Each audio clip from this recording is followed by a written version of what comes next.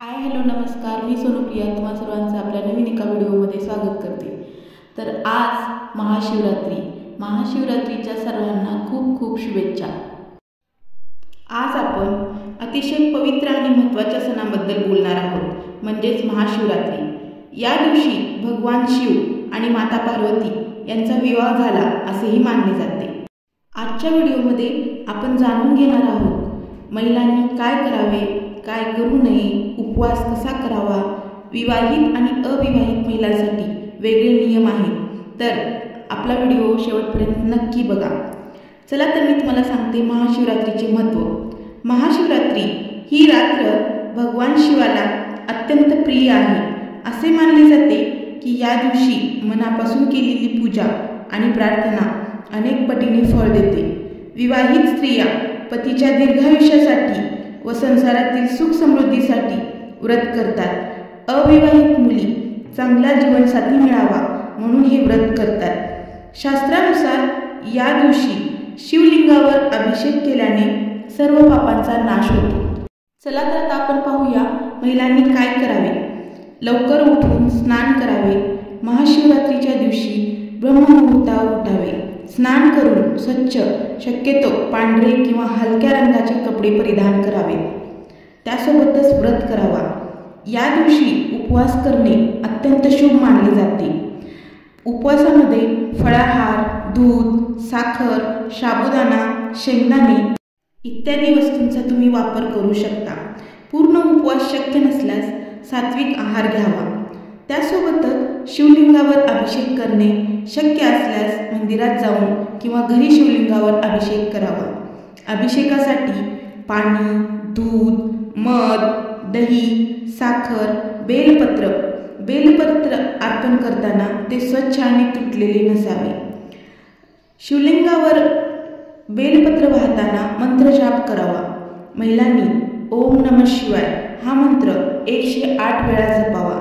तसेच शिवचालीसा किंवा शिवस्तोत्र पठण करावे। तुम्हाला जमत असेल तर रात्री जागरणही करू शकतात। जागरण केल्याने भोलेनाथ लवकरच प्रसन्न होतील अशी आशा आहे। महाशिवरात्रीच्या दिवशी रात्र जागरण करणे खूप शुभ मानले जाते। भजन, कीर्तन, शिवनाम जप करावा। त्यासोबतच तुम्हाला जमत असेल तर दानधर्मही करावा। गरजू लोकांना अन्नदान, वस्त्रदान किंवा दक्षिणा द्यावी। तर आता मी तुम्हाला सांगणार आहे महिलांनी काय करू नये। काळे कपडे टाळावेत। या दिवशी शक्यतो काळे कपडे घालू नये। तामसिक अन्न टाळावे, म्हणजेच मांसाहार, कांदा, लसूण, मद्यपान पूर्णपणे टाळावे। नकारात्मक विचार करू नये, म्हणजेच राग, भांडण, कटुवाणी टाळावी। त्यासोबतच बेलपत्र चुकीने अर्पण करू नये किंवा फाटलेले किंवा किडलेले बेलपत्र अर्पण करू नये। शिवलिंगावर हळद लावू नये। शास्त्रानुसार शिवलिंगावर हळद लावणे योग्य नाही।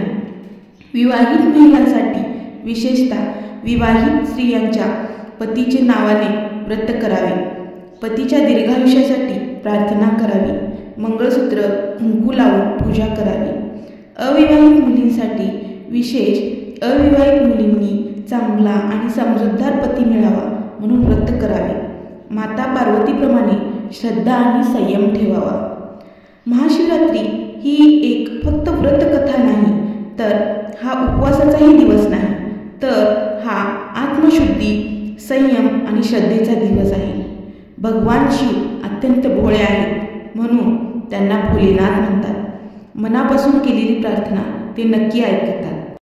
महाशिवरात्री हा फाल्गुन महिन्यातील कृष्ण पक्षातील चतुर्दशीला येतो। या दिवशी भगवान शिवांची रात्रभर पूजा केली जाते। असं मानलं जातं की या दिवशी उपवास आणि पूजा केल्याने वैवाहिक जीवन सुखी राहते। अविवाहित मुलींना चांगला जोडीदार मिळतो, मनोकामना पूर्ण होतात आणि आपल्या पापांचा नाश होतो। भगवान शिव हे भोळे भंडारी आहेत। भक्तिभावाने केलेली छोटी पूजासुद्धा ते स्वीकारतात। महिलांनी करावयाची प्रमुख व्रते, कोणतं व्रत केल्याने भगवान शिव प्रकट होतात ते मी तुम्हाला सांगणार आहे। निर्जला उपवास। या दिवशी काही महिला पूर्ण दिवस पाणीही न पिता उपवास करतात। हा सर्वात कठीण पण अत्यंत फलदायी उपवास मानला जातो. फलाहार उपवास. जर पूर्ण उपवास शक्य नसेल तर फळे, दूध, साखर पाणी, साबुदाणा, शेंगदाणे याचे सेवन करून उपवास केला जाऊ शकतो. 16 सोमवार व्रत म्हणजेच हा संकल्पयुक्त व्रत आहे. काही महिला महाशिवरात्रीपासून 16 सोमवार व्रत सुरू करतात. हे व्रत विशेषतः विवाहासाठी किंवा वैवाहिक सुखासाठी केले जाते. रात्रभर जागरण. महाशिवरात्रीला रात्रभर जागरण करणाऱ्याला खूप महत्त्व आहे. रात्री शिवभजन, मंत्रजप, शिवमहिमस्तोत्र, ओम नमः शिवाय जप करणे अत्यंत पुण्यकारक मानले जाते. पूजेची योग्य पद्धत. चला तर मी तुम्हाला आता सांगणार आहे पूजेची योग्य पद्धत कशी आहे. सकाळची तयारी. सकाळी लवकर उठून स्नान करावे. स्वच्छ आणि पांढऱ्या हलक्या रंगाचे कपडे परिधान करावे. शक्य असल्यास उपवासाचा संकल्प घ्यावा. पूजेची सामग्री गोळा करावी. पूजेच्या सामग्रीमध्ये बेलपत्र, दूध, दही, मध, गंगाजल, फुले, धूप, दीप अशा पद्धतीने सामान गोळा करावे. तर पूजा करताना प्रथम शिवलिंगाला गंगाजल अर्पण करा. त्यानंतर दूध, दही, मध याने अभिषेक करा. त्यानंतर बेलपत्र अर्पण करा. 3 पाने असलेले बेलपत्र उलटे न ठेवता सरळ ठेवा आणि एक बेलपत्र ठेवताना ओम नमः शिवाय या मंत्राचा जप करा. शक्य असल्यास जवळच्या शिवमंदिरात जाऊन पूजा करा. तर महिलांनी पाळावयाचे नियम कोणकोणते आहेत? महाशिवरात्रीचा व्रत करताना महिलांनी कोणकोणते नियम पाळले पाहिजेत ते आज मी तुम्हाला सांगणार आहे. आपले मन शुद्ध ठेवावे. कोणाशीही वाद घालू नये. मांसाहार किंवा मद्यपान टाळावा.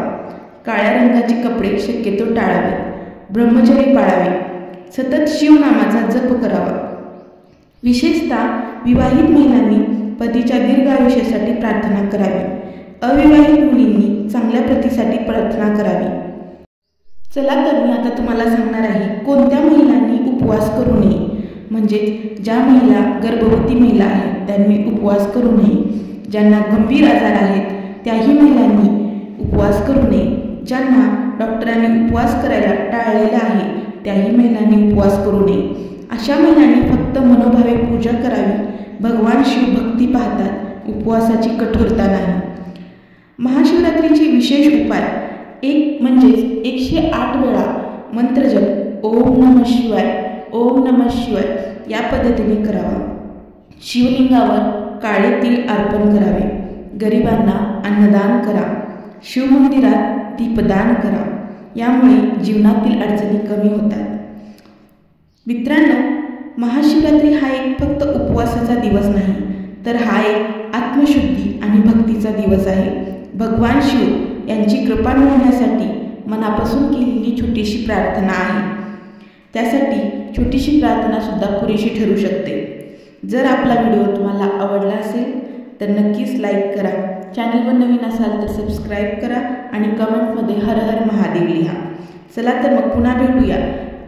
चला तर आता सुरुवात करूया हर हर महादेवाच्या मंत्रजपाला.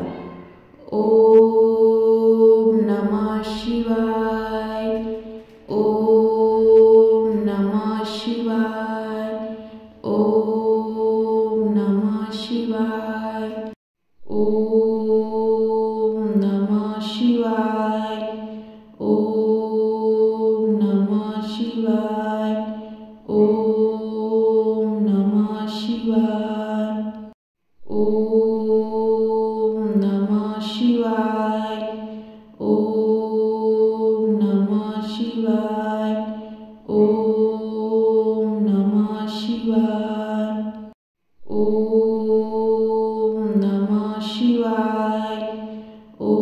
ओम नमः शिवाय, ओम नमः शिवाय, ओम नमः शिवाय, ओम नमः शिवाय, ओम नमः शिवाय, ओम नमः शिवाय, ओम नमः शिवाय, ओम नमः शिवाय, ओम